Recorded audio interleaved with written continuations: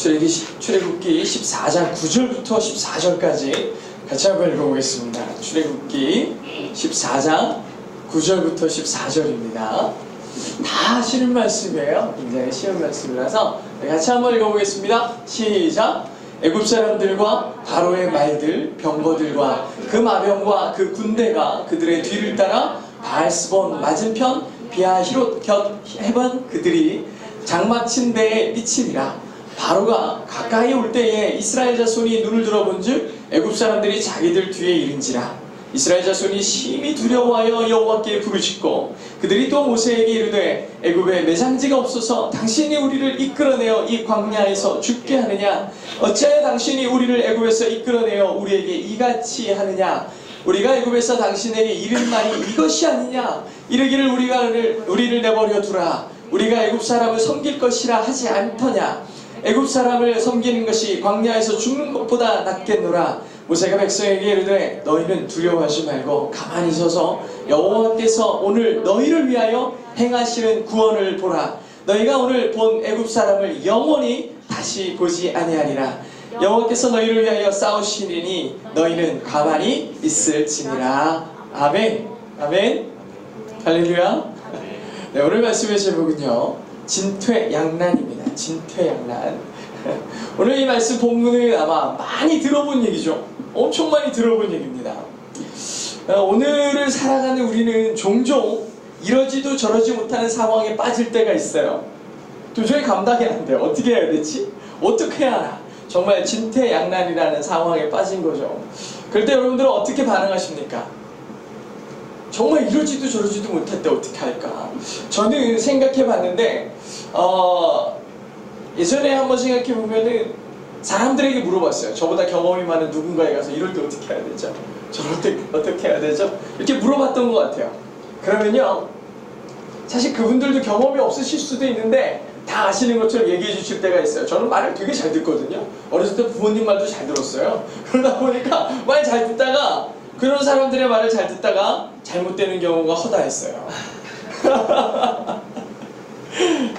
자기가 잘못된 경험을 마치 이것이 답인 양 얘기해주고 그냥 네가 하고 싶은 대로 해, 하고 싶은 대로 해 그래요. 책임지지 않을 말이죠.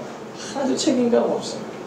감정에 반응하라고 얘기하는 대답들이 특히 요즘엔 더 심해요. 하고 싶은 대로 해. 그러다가 진퇴양난의 위기에 빠지는 거죠. 어려울 때 사람들의 의견을 듣고 세상의 방법들을 추구하다가 무너지는 사람들을 수도 없이 봅니다. 특히 크리스찬들은 더 많이 그럴 때가 있어요. 오늘 애굽에서 400년이라는 시간을 노예로 살았던 이 이스라엘 백성들이 전적인 하나님의 도우심으로 애굽에서 노예로부터 탈출을 했어요. 노예를 400년을 살았어요. 400년을. 그렇게 살다가 탈출했어요. 그렇게 해가지고 겨우겨우 이제 자유를 맛보나 했더니 갑자기 어디 앞에 서 있느냐? 홍해 앞에 서 있어요. 시퍼런 바닷물 앞에 서 있는 거예요. 어떡하지? 돌아가야 되나? 돌아갈까 말까 생각하고 있는데 갑자기 뒤에서 소식이 들렸어요. 세계 최강이라는 애굽의 군대가 지금 자기들을 죽이려고 쫓아오고 있어요. 아까 전에 오늘 말씀해 보셨다시피 바로 뒤까지 왔다는 얘기를 들은 거예요. 앞에는 홍해가 있고 뒤에는 군대가 쫓아오고 있어요. 이거야말로 진퇴양난 아니겠습니까? 제가 진퇴양난이라는 단어가 우리 한자어잖아요. 이러지도 못하고 저러지도 못하고. 근데 이거 영어로 어떻게 써있는지 아십니까? 저희 영어를 보고서 분명히 성경에서 모티브를 가져왔다 라는 생각을 했어요. 영어로 뭐라고 써있느냐? Between the devil and the deep blue sea예요. 되게 멋있는 말 아닙니까? 그러니까 이게 꼼짝도 못한다. 앞에는 사탄이 있고, 사탄과 깊은 푸른 바다 사이에 껴있는 거예요. 뒤에 막 바로가 쫓아오잖아요. 앞에는 푸른 바다가 있잖아요. 이러지도 못하는 거죠. 뛰어들어도 죽고 가만히 있어도 죽는 정말 진퇴양난의 상태에 빠져있는 거예요. 이 위기의 상황, 정말 어쩔 수 없는 이 두려움과 위기의 상황에서 이스라엘 백성들의 반응을 살펴볼 필요가 있어요. 그거는 우리의 모습도 여기에 비춰보는 거예요. 성경은 뭐라 그랬죠? 우리의 삶을 말씀에 비춰보는 거라 그랬죠. 나는 어떻게 반응할까? 만약에 이런 상황이면 어떻게 반응할까? 나를 여기 데려온 사람에 대해서 원망을 할지 아니면 죽어도 저 싸움에 이렇게 나갈지 생각해 볼 필요가 있는데 오늘 이스라엘 사람들은 어떻게 반응하느냐? 보십시오. 아까 전에 우리 읽었지만 쭉 보면은 바로가 가까이 오니까 바로의 군대가 가까이 오니까 이스라엘 자손들이 잘 들어보니까 애굽 사람들이 자기들 바로 뒤까지 쫓아왔다고 하는 거예요. 이스라엘 자손이 심히 두려워서 하나님께 소리를 지르고 그 다음에 모세에게 하는 말이, 아니 애굽에 우리가 죽어서 묻을 데가 없어서 이 광야에서 우리를 죽이느냐. 이스라엘 사람들이 제일 잘하는 게 뭐예요? 모든 원인을 돌리고 원망하고 핍박하고 이러는 거 되게 좋아하거든요. 다 원망으로 돌리는 거예요. 뭐라고 얘기해요? 이 이스라엘의 모든 자손들이 모세에게 몰려와서 하는 말이, 당신이 우리를 죽게 하는구나. 우리는 그냥 거기 사는 게 좋다고 그랬잖아요. 애굽에서 노예로 살든 뭐하든 말든 우리 그냥 대충 살게 내비두지 왜 굳이 여기로 우리를 끌어내가지고 여기서 죽게 하느냐고. 광야에서 죽는 것보다 거기서 노예로 사는 게 100배는 낫다라고 얘기하는 거예요. 하나님의 놀라우신 은혜와 일하심에 대해서 부인해요. 순간의 두려움과 순간의 아픔 앞에서 하나님을 바로 부인해버리고 자기의 생각과 의로 판단해버리는 거예요. 주님의 일에 대해서. 근데 여기에 대해서 우리 모세는 뭐라고 반응합니까? 모세는요, 똑같은 상황에서 모세가 백성에게 이르되 너희 두려워하지 마라. 가만히 서서 하나님이 오늘 너희에게 행하시는 구원을 봐라. 사실 이스라엘 민족이 거기에서 탈출할 때 한 일이 뭐가 있습니까? 첫째, 둘째, 셋째. 하나님께서 10가지 일을 하는 동안 과연 이스라엘은 뭘 했습니까? 아무것도 안 했어요. 하나님이 하시는 일을 보기만 했다고요. 지금도 뭐라고 하는 거예요? 이 이스라엘의 마음속에, 이 백성들의 마음속에 있는 그 두려움과 끊임없는 노예 근성에 대해서 하나님 되심을 보여주는 장면이에요. 너희는 가만히 하나님이 하시는 걸 좀 봐라 그랬어요. 봐라. 오늘 너희가 본 저 애굽 사람들을 다시는 보지 못하리라. 여호와께서 너희를 위하여 싸우시리니 너희는 가만히 있을지어다. 가만히 있지를 못해서 은혜를 경험 못하는 사람들 되게 많아요. 뭐만 하려고 그러면 지가 하려고 그러고 막 나서다 보니까 하나님은 없고 나만 남아요. 어떤 일이 실제로 이루어졌다고 해봐요. 그러면 공이 누구에게 있어요? 나에게 있어요. 하나님의 하심을 보는 게 아니고 자기가 했다라는 걸 드러내고 싶어서 안 당하는 사람들이 수두룩한 거예요. 조금만 잘 되고 조금만 뭔가 영광 얻을 자리 있으면 자기가 그 자리에 서가지고 박수 받아요. 말로는 뭐라 그래? 하나님이 영광 받으셔야죠 여기 하면서 자기가 다 영광 가로채고 이런 사람들이 있어요.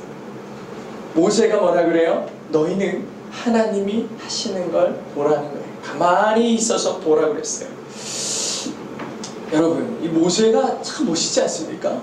이 모세는 하나님이 하시는 것에 대한 확실함이 있었어요.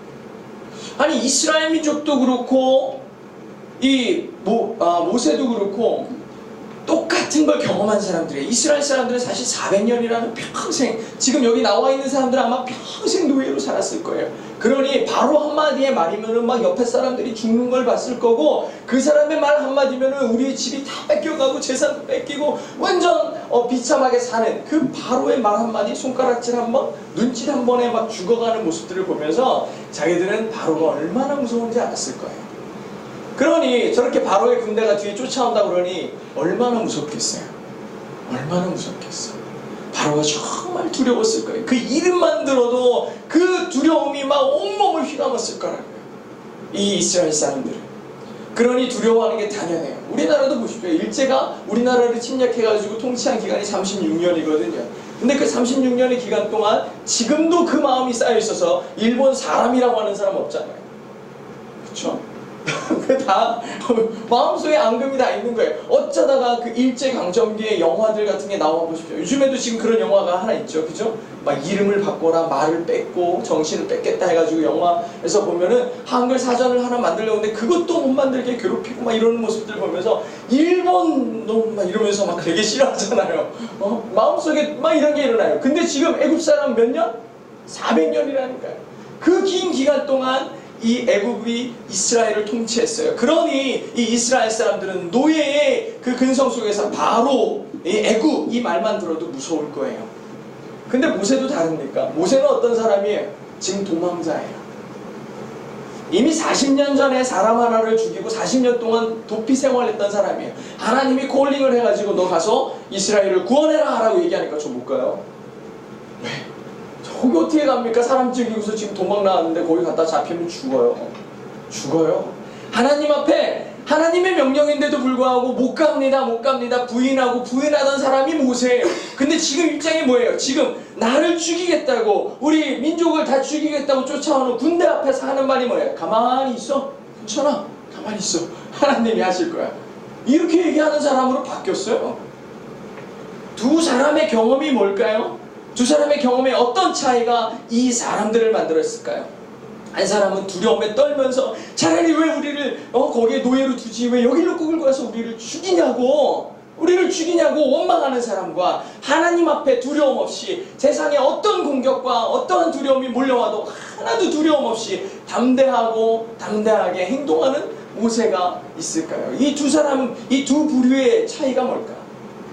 모세는 사실은 진짜 겁쟁이에요. 하나님께서 몇 번 가라 그래도 못 갑니다, 못 갑니다, 끊임없이 얘기하는 사람이에요. 근데 그가 지금 이 바로 앞에서도 하나도 두려워하지 않았어요. 차이가 뭘까요? 이 차이를 아는 사람이 세상에서 승리하는 사람이에요. 차이를 알아야 돼요. 모세도 맨날 사람을 바라보고 있으니 두려웠어요. 한 사람? 내가 죽이는 게, 근데 이 사람을 죽일 때요, 자기 위치가 뭐였죠? 왕자였어요. 왕자. 막강한 사람이었다고요. 사실 덮으려고 그러면 덮을 수 있을 거예요. 왕자잖아, 왕자. 그런데도 어떻게 해요? 사람을 볼 때 두려움과 아픔이 있으니까 막 도망갔어요. 그리고 돌아오질 못했어요. 이 모세는 겁도 많고 두려움도 엄청 큰 사람이었어요. 그런데 그렇게 사람을 보고 세상을 바라보던 그가 누구를 만나니까? 하나님을 만나니까, 하나님을 한번 보니까 그 다음부터는 세상이 아니라 시선이 하나님께만 향하는 거예요. 하나님이 괜찮다 그러면 괜찮은 거예요. 하나님이 괜찮다 그러는데 잠깐만요, 이게 뭐가 괜찮아요 하면서 자기의 조건과 환경들을 따지면서 하나님의 말씀을 부인하는 자가 아니라, 하나님이 괜찮다 그러면 내가 죽기 직전의 상황에서도 하나님이 괜찮아 그러면 괜찮은 사람이 되는 거예요. 이게 모세와 같은 믿음의 사람이 되는 거예요. 시선이 바뀌어요. 이스라엘 사람들은 여전히 지금 막 말발굽 소리 내면서 뒤에 쫓아오는 저 군대가 너무 무서운데, 이 바로를 바라보는 이 모세의 시선은 그 바로 뒤에서 역사하시는 하나님의 손길을 보는 거예요. 지금까지 10가지 일을 하는 동안에도 사람들은 어휴 왜 물이 피로 변했냐 이러고, 갑자기 모래가 왜 먼지가 티끌들이 왜 이 충으로 바뀌어가지고 저렇게 동물을 괴롭히나, 이로 바뀌었나, 이런 고민들을 했겠지만, 이 모세는 뭐 했어요? 하나님이 하시는구나, 하나님이 일하시는구나를 너무 명확하게 봤잖아요. 우리도 내가 살아가는 순간에 어이구 재수가 좋았네, 아유 오늘 운이 좋네, 금년에는 대박이야, 이렇게 얘기하는 게 아니고 하나님이 내 삶을 만지시는구나, 주님이 이끄시는구나 라고 반응해야 되는 거예요. 이걸 모두 운으로 따지고 그러잖아요. 조금만 힘들어지고 무너지면 오늘 재수가 없네 이러면서 아무리 신앙생활을 해도 하나님의 온전한 뜻과는 상관없는 사람이 되는 거예요. 전혀 상관이 없는 사람이 되는 거예요. 우리도 이 겉으로만 보면은 염려가 되고 죽을 것 같고 정말 망한 것 같은 삶을 살지만, 조금만 더 높은 차원에서 이 세상에 통치하시는 하나님의 시선을 바라보기 시작하면 사실 내가 문제네 하면서 걱정하고 고민하는 것들이 진짜 별거 아니라는 것을 금방 알게 돼요. 우리가 믿음이 없어서 하나님을 볼 수 없을 때, 그때가 문제인 거예요. 내가 돈이 없어서 문제가 아니고, 친구가 없어서 문제가 아니고, 관계가 끊어져서 문제가 아니라 내 안에 하나님이 계시지 않음을 느낄 때가 가장 심각한 문제라는 거예요. 주님이 내 안에 계실 때 그 세상의 어떤 관계가 무너져도 하나님과의 관계가 온전하고 견고하면 나는 아무 상관없는 거예요. 하나님의 선이 그렇고 하나님의 뜻이 그런 거예요. 우리가 바라보는 세상의 사람들의 시각에서 보면은요, 문제가 들이닥치고 문제들이 나를 덮치면은 정말 마음속에 두려움이 일어나는 거예요. 어떡하지? 아까 전에 얘기한 것처럼 사람들에게 쫓아가서 물어보고 어떻게 하면 되겠습니까? 방법을 구하고 부모님께 의지하고 세상에 나의 모든 생략들과 고민들을 다 가져오지만, 그렇게 세상 사람들의 반응과 같이 우리들이 반응하기 시작하면 이스라엘 사람들과 같이 우리의 삶에는 뭐밖에 없다? 절망밖에 없어요. 그냥 나를 죽여라. 절망밖에 없어요. 지금도 수많은 크리스천들 가운데도 삶을 포기하고 하나님을 떠날 때 마음들을 보면 이렇게 세상의 시선과 똑같은 절망감을 안고 교회를 떠나거나 주를 포기하는 사람들이 너무나 많아요. 어쩌면 우리는 수많은 이 말씀들과 같이 이 애굽 사람들이 뒤에서 쫓아오고 앞에는 푸른 깊은 푸른 그 홍해가 놓여있는 그 상황에 껴가지고 진퇴양난 꼼짝도 못하는 상황에서 살아가고 있는, 어쩌면 뒤에서는 밀려오고 앞으로는 가야 되는 그러한 삶을 살고 있는 우리 아니겠습니까? 아까 전에 얘기한 것처럼, 인도자가 얘기한 것처럼 광야 한가운데 서 있는 것 같은 거예요. 어디로 갈지도 모르겠고, 갔다가는 한 발짝 뛰었다가는 방향을 잃을 것 같고, 가만히 있자니 죽을 것 같고, 어떻게 살아야 되지? 이렇게 고민하면서 살아가는 사람들이 이 땅에 얼마나 많은지 모르겠다는 생각이 들어요. 그래서 오늘 본문을 통해서 이 진퇴양난의 상황에서 우리 그리스도인들은 어떻게 살아야 될까? 어떻게 살아야 되지? 한 3가지 정도를 가지고 얘기하려고 하는데, 오늘은 그 첫 번째 하나만 얘기할 거예요. 뭐냐? 하나님의 약속을 다시 한번 생각해 봅시다 라는 거예요. 하나님의 약속을 생각해 봅시다. 여러분의 삶에 하나님께서 어떤 약속을 하셨는지를 한번 기억할 필요가 있어요. 어떤 사람들은 하나님의 말씀에 반응하지 못하고 살아가는 사람이 있어요. 예를 들면 여기에 이 동행교회가 세워졌어요. 교회가 처음으로 세워지고 이 어방워십이 세워진 다음에 우리가 한 일이 뭐냐면, 이 도시 한복판에서 복음을 외치자, 주는 이 도시의 주입니다, 막 이런 선포를 했는데, 나중에 와우 주인이 딴 데 가셨네며 막 이런 생각 하나요? 주님이 안 계신 것 같아, 이런 마음이 들어요. 예배에 사람이 와야 말이죠. 정말 이런 고민들이 많을 거예요. 아, 왜 이 자리에 사람들이 안 올까? 왜 그렇지? 오늘 본문과 같이요, 우리는 살면서 수많은 죽음의 위기들, 삶의 위기들을 경험할 때가 있어요. 광야에서 생을 마감하는 수많은 그 40년을 헤매면서 같이 살고 같이 먹고 같이 잤던 사람들이 죽어나가는 모습들을 볼 때 얼마나 두려웠겠습니까? 광야에서 다 죽었잖아요. 그 1세대는 다 죽었어요. 출애굽했던 1세대는 다 죽었어요. 왜? 하나님의 말씀에 순종하지 않고 하나님의 말씀을 전적으로 믿지 않았던 것에 대한 징벌이었어요. 아무도 가나안으로 들어가지 못했어요. 모세마저도 들어가지 못하고 죽었어요. 그래서 사람들이 막 죽어갈 때 얼마나 두려웠겠습니까? 우리 삶 가운데서 하나님을 온전히 믿는다고 하는데 많은 이유들로 죽어가는 모습들을 보면서 원망할 수밖에 없었겠죠. 많은 사람들이 고민했을 거라고요. 근데 모세는 하나님께서 주신 약속을 붙들고 있었기 때문에 이 애굽으로부터 건져내신 하나님께서 가나안으로 분명히 옮겨주실 것을 나에게 말씀하셨다는 그 하나님의 음성을 믿었어요. 출애굽기 3장에 보면 약속이 있어요. 내가 말하였거니와 내가 너희를 애굽의 고난 중에서 인도하여 내어 젖과 꿀이 흐르는 땅, 곧 가나안 족속과 헷 족속과 아모리 족속과 브리스 족속과 히위 족속, 여부스 족속의 땅으로 올라가게 하리라. 누가 얘기하시는 거예요? 하나님이 얘기하신 거예요. 이 민족을 향한 비전이에요. 우리를 향한 꿈이라고요. 여기에서 하나님의 뜻을 온전히 예배하고 찬양할 때 하나님의 뜻이 온전히 이루어짐을 믿는 것, 우리가 어렵고 힘들 때 기억해야 되는 게 뭐예요? 하나님께서 우리를 향한 계획하심이 뭔가 다시 한번 생각해 보는 거예요. 나를 향한 뜻이 무엇인가 고민해 보는 거예요. 이게 굉장히 중요한 시간이에요. 우리는 리트리스를 하라는 게 뒤로 물러서서 후퇴하라는 게 아니고 그 자리에 서서 주님을 묵상하는 거예요. 하나님을 생각해 보는 거라고요. 하나님께서 이스라엘 땅에게 명령하셨던 것처럼 우리의 삶에도 명령하신 걸 생각하는 거예요. 모세는 항상 생각했어요. 하나님은 신실하신 분이다. 하나님은 우리 같지 않아. 우리 같지 않아. 우리는 조금만 어려워지면 비겁하게 변명하고, 조금만 유익 볼 것 같으면 거짓말로 다른 사람의 이익들을 취하는 자들이 아닌가. 근데 하나님은 누구예요? 하나님이신 거예요. 하나님은 하나님이신 거예요. 이 고백이 나와요. 민수기에 보면 하나님은 사람이 아니시니. 여기서부터 같이 한번 읽어볼까요? 시작! 거짓말을 하지 않으시고 인생이 아니시니 후회가 없으시도다. 어찌 말씀하신 바를 행하지 않으시며 하신 말씀을 실행하지 않으시며. 하나님의 정의예요. 이 모세가 믿는 하나님, 그 하나님은 저런 분이라는 거예요. 인생 같지 않다는 거예요. 사람들 같지 않다는 거예요. 시기하고 질투하고 죄를 무너뜨리기 위해서 내가 거짓말로 밟고 오르서는 그런 사람과 같은 존재가 아니라는 거예요. 그분이 왜 거짓말해? 사람이 아니신데. 인생이 아니니 후회할 일도 없으실 거라는 거예요. 하나님의 높고 위대하심과 강하심을 이렇게 고백하는 거예요. 이게 모세의 하나님에 대한 고백이에요. 우리도 마찬가지죠. 우리가 이기는 힘은 다시 한번 하나님의 말씀을 생각하고 그 말씀이 우리 삶 가운데, 우리 팀 가운데, 우리 교회 가운데, 우리 공동체 가운데 온전하게 신실하게 이루어질 것을 믿는 믿음을 우리 안에 회복하는 거예요. 이게 진짜 강력한 하나님의 능력을 소유하는 방법이에요.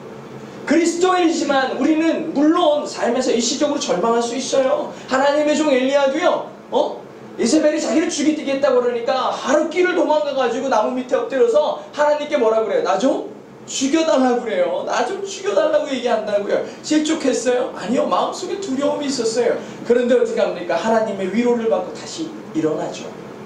다시 일어나는 게 중요해요. 무너지는 게 아니라 실족할 수 있어요. 그렇지만 어떤 상황에도 변함없으신 하나님의 약속을 붙잡고 일어나는 거예요. 그러면 살게 돼 있어요. 진퇴양난의 위기 속에서 이스라엘이 홍해 앞에 섰을 때 홍해가 어떻게 됐다? 갈라졌잖아요. 갈라졌잖아요. 상상도 못한 일이 일어난다니까요. 기가 막힌 하나님의 드라마가 우리의 인생 가운데도 경험되려면 하나님을 믿고 하나님의 말씀에 따라 살아가고 반응해야 돼요.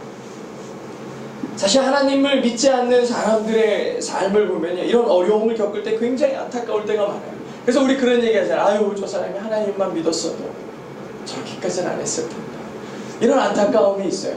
이런 안타까움이 우리 가족을 향하거나 사랑하는 친구나 이웃을 향할 때는 더 큰 아픔으로 다가오죠. 사람들이 자기 고민, 위기 가운데서 겨우겨우 생각해내는 게 자기의 범위 안에서밖에 생각을 못하는 거예요. 나를 만드신 하나님, 이 우주를 통치하시는 하나님의 생각과 시선으로 가는 게 아니고 내 생각 안에서, 내 범위 안에서 갇히니까 이게 전부인 거예요. 그러니 답이 있겠습니까? 결국에는 모든 희망과 모든 방법들을 내려놓고 자기 삶도 포기하는 거죠. 하나님께서는요, 우리가 이러지도 저러지도 못하는 그런 위기 상황 가운데 있을 때 먼저 우리에게 다시 한번 약속의 말씀을 보여주시는 거예요. 그래서 그 말씀을 통해서 다시 믿음을 갖게 하고 그 믿음이 하나님이 나와 함께 하심을 확신하게 하는 거예요. 저희 교회가 오늘까지, 동일교회가 오늘까지 리트릿과 수련회를 했어요. 근데 이게 다 짬뽕 됐어요. 이번에는 시간도 별로 없고 다 그래가지고 다 한 번에 묶었어요. 그래서 비전 트립과 수련회와 리트릿을 한 번에 했어요. 첫째 날 리트릿을 새벽 3시까지 했어요. 다 죽으려고 그랬잖아. 그 다음날 아침에 또 부산으로 갔어요. 그래가지고 부산이 우리나라의 초대교회의 시작이잖아요. 막 120년, 130년 된 교회들이 있어요. 거기 가가지고 다 또 말씀 열심히 듣고 뭐라고 하시는지 듣고 어젯밤에 마지막으로 어젯밤에 철야 예배를 그 부산에 있는 수영로 교회라고 엄청 큰 교회가 있어요. 엄청 큰 교회. 거기가 우리나라에서 철야 예배를 가장 뜨겁게 하는 교회 중에 하나입니다. 어제는요, 저희가 갔는데 온라이트 철야입니다. 온라이트 철야. 새벽 4시까지 철야를 하고 4시에 새벽 기도가 또 시작돼요.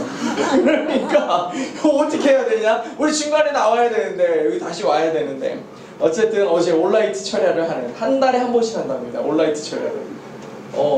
하필 저희가 간 날이 온라이트 철야라서. 하여튼 어제 이 철야를 갔는데 담임 목사님이 설교를 하시는 거예요. 뭘로 했느냐? 바로 이걸 가지고 했어요. 자녀들이 예언하고 청년들은 꿈을 꾸고 청년들은 환상을 보고 노인들은 꿈을 꾸리라. 이 말씀 가지고 하시는 거예요. 우리는 환상이냐 꿈이냐 예언이냐 이런 얘기 들으면은 마치 내 입술에서 사람을 딱 쳐다보고 너 내년에 결혼해, 너 내년에 부자가 될 거야, 뭐 이런 게 예언인 줄 알아요. 환상을 보면은 막 환상적이야 막 이러면서 세상 가운데서 막 내가 막 판타스틱한 뭐 삶을 살아가는 이런 환상이라고 생각하는데 어제 아주 분명하게 얘기해 주셨어요. 뭐예요? 하나님의 말씀이 내 안에 이루어지는 게 꿈이고 환상이고 예언인 거예요. 내가 말하는 게 뭐예요? 주의 말씀을 말하는 게 예언인 거예요. 예언이요, 앞으로 일어날 일을 말하는 게 예언이 아니라 주의 말씀을 우리 가운데 선언하게 되는 게 예언이에요. 그래가지고 믿음이, 하나님의 말씀이 내 안에 들어오면 성경에 읽었던 맨날 읽던 말씀 있죠? 너희가 뭐 사도행전의 마지막 말씀처럼 너희가 나가서 세상과 열방과 사마리아와 땅끝까지 가서 복음을 전하고 이 땅 온 땅 가운데 주의 복음을 전해라. 맨날 읽고 외우던 말씀인데 은혜를 받고 하나님의 성령이 내 안에 임하기 시작하면 그게 뭐가 되는 거야? 내 비전이 되는 거예요. 어제까지 아무 생각이 없다가 은혜를 받잖아요. 내가 세상을 바꾸는 사람이 돼야 되겠다는 마음이 들기 시작하고요. 하나님의 그 비전을 품고 한 곳, 가는 곳, 딛는 곳마다 주의 복음으로 세상을 바꾸려는 하나님의 도구가 된다고요. 내가 하는 게 아니고 견딜 수 없는 그 뜨거움이 일어나는 거예요. 예언하고 환상을 보고 꿈꾸는 사람이 되는 거야. 이거는 누가 하시는 거다? 하나님이 하시는 거예요. 내 삶이, 내 생각과 내 의와 내 뜻이 다 사라져버리고 누가 온전히 일하게 하는 거? 가만히 있으라고 했잖아요. 모세가 뭐라 그랬어요? 이스라엘한테 가만히 있어라. 누가 일하실 테니까? 하나님이 일하실 테니까. 그렇다고 몸이 이렇게 가만히 있는 게 아니에요. 내 생각과 내 뜻대로 움직이는 게 아니라 하나님의 전적인 이끄심, 하나님의 손길에 온전히 의지하게 되는 거, 이게 내가 가만히 있는 거예요. 누가 일하시도록? 하나님이 일하시도록.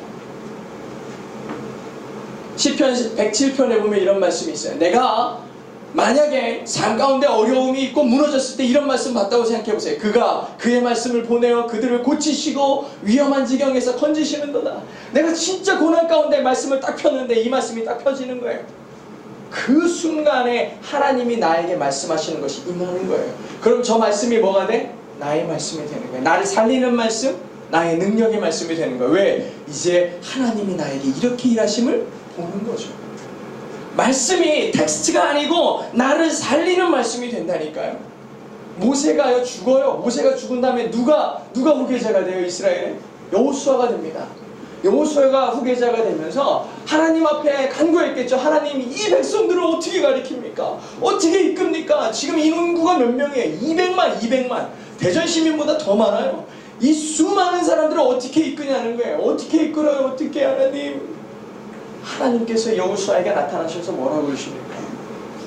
오직 강하고 극히 담대하여 나의 종 모세가 내게 명령한 그 율법을 다 지켜 행하고 우로나 좌로나 치우치지 말라. 그리하면 어디를 가든지 형통하리라 그랬어요. 근데 잘 보세요. 그 다음 말씀이 되게 중요한 게 이 율법을 내 입에서 떠나지 말게 하며 주야로 그것을 묵상해라 그랬어요. 자기가 이 세상을 이 수많은 사람들을 통치하는데 막 엄청난 파워와 능력이 있고 지혜가 있고 이런 게 아니고 누구를 묵상해라? 주의 말씀을 묵상하라는 거예요. 하나님의 말씀 안에 거하라는 거예요. 그의 말씀이 너를 능력 있게 하리라. 그의 말씀이 너를 살리리라 얘기하는 거예요. 주의 말씀대로 살으라는 거예요. 그것이 이스라엘을 이끄는 능력이라는 거예요. 내 능력과 나의 잘남과 나의 뭔가가 아니라 하나님의 말씀이 이 민족을 살릴 거다라는 거예요. 교회도 마찬가지예요. 교회도 하나님의 말씀이 여기를 통치해야지. 정치와 전략과 자기의 잘남으로 이끌어가기 시작하면 교회는 무너지는 거예요. 세상하고 세상하고 구별이 안 되잖아요. 어제 올라오면서 우리 다 그런 얘기를 비슷하게 새벽에 저희가 11시 반에 끝나고 12시에 출발해가지고 여기 오니까 새벽 3시 반 정도 됐거든요. 올라오는 내내 함께 쉐어하고 얘기했던 것 중에 하나가 저 거룩이에요. 우리가 그리스도인이면 구별이 돼야 돼요. 세상하고 구별이 안 되는 삶이 아니라 하나님 앞에서 하나님 때문에 세상과 구별되는 거룩함을 잃지 않는 것. 거룩은 모양이 아니라 능력이에요. 아멘. 하나님 안에 있는 거예요. 그게 능력이거든요. 그렇게 능력 있는 사람이 되라는 것, 주의 말씀을 늘 묵상하면서 그 안에 기록된 대로 지켜 행하는 것, 즉 주님의 말씀 안에 거하는 것, 그게 능력이다. 사람들은 어떤 어려움만 만나면 하나님께서 막 되게 신비적이고 기적적인 일들이 일어나가지고 자기를 살려줄 거라고 막 엄청 기대하잖아요. 그런데 그렇지 않을 때가 훨씬 많아요. 정말 많아요. 다윗이 날마다 골리앗하고 맞짱 뜨면은 돌멩이가 정확하게 날아가서 골리앗 다 때려잡을 것 같죠. 제가 볼 때는 한 100번 싸우면 한 번 이길까 말까요. 이게 왜 그런지 아십니까? 지금도요, 전 세계 수많은 그리스도인들이 세상 앞에 나아가 복음을 들고 나가요. 우리는 맨날 우리나라만 보니까 여기 나가서 전도한다고 누가 돌 던지지 않죠. 누가 죽이지 않죠. 바로 며칠 전에 세계에서 기독교 핍박국가 1위에 북한이 올라갔죠. 2위가 파키스탄인가요? 하여튼 이런 식으로 돼 있어요. 여러분 그냥 핍박이라고 그러니까 잘 모르는데 이 땅의 그리스도인이라고 불리어지는 그리스도인이라는 사람들 9명 중에 1명이 핍박의 대상이에요. 폭행과 감금과 고통으로 시달리는 극한 폭행에 해당되는 사람들이 4명 중에 1명이에요. 핍박받는 사람들 중에. 근데 이 수치가요, 작년까지는 제가 여기 적어왔어요. 783명이었대요. 기독교인의 체포와 구속과 박해가 2017년에 784명이었대요. 2018년 작년에 몇 명인지 아십니까? 1847명이에요. 수많은 나라들이 기독교인들이 핍박당하고 교회가 불타고 죽어가는데 아무도 모른 척 한다는 거예요. 북한, 소말리아, 파키스탄, 아프가니스탄 수많은 다윗들이 공산당과 정치와 이념 가운데 주의 복음으로 나갔다가 밟혀 죽고 찢겨 죽고 맞아 죽는 거예요. 그러면 그럼에도 불구하고 다윗은 뭐예요? 골리앗 앞에 서는 거예요. 이게 복음의 능력이, 이겨야 능력이 아니라 복음으로, 하나님의 말씀으로 그 세상 앞에 일어설 수 있는 게 능력이라고요. 우리는 무너뜨려야 이기는 거라고 생각하고 무너뜨려야 내가 승리하는 줄 아는데, 이 지금 우리가 이렇게 예배하고 자유함 가운데 있을 수 있는 이유는 그렇게 죽어가고 아파했던 사람들이 이미 그 앞에 있었기 때문이에요. 얼마나 많은 자들이 이 복음을 지키기 위해 살았냐고요.